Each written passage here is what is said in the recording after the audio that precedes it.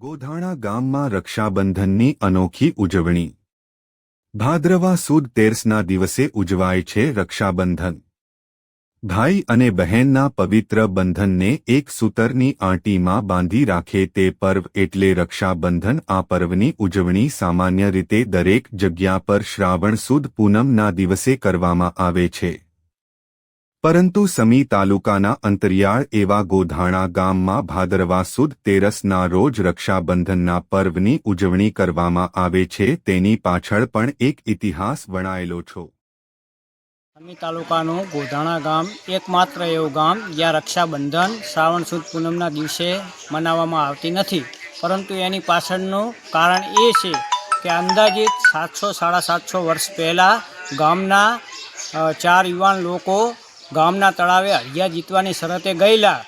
એવી સ્પર્ધા યોજાતી, ત્યારે 4 યુવાન લોકો એ સ્પર્ધામાં ભાગ લીધો અને 4 યુવાન લોકો ગામના તળાવમાં પડ્યા અને ત્યારબાદ તેઓ જીવિત બહાર ના નીકળ્યા। ત્યારબાદ ભાદરવા સુદ તેરસ એટલે કે 28 દિવસ બાદ તેઓ જીવતા બાળે નીકળ્યા। ત્યારે ગામના મુખીને સપનામાં આવીને દાદાએ એવું કીધું કે વાગતા ઢોલે અબીલ ગલાલ સાથે ગામના તળાવે જજો, 4 યુવાન લોકો જીવતા બહાર નીકળશે। ત્યારથી અમારા ગામમાં શ્રાવણ સુદ પૂનમ નહીં પરંતુ ભાદરવા સુદ તેરસની રક્ષાબંધન મનાવવામાં આવે છે અને ત્યારે ગામના દાદાના મંદિરે બહુ મોટો મેળો ભરાય છે અને મોટો જમણવાર રાખવામાં આવે છે।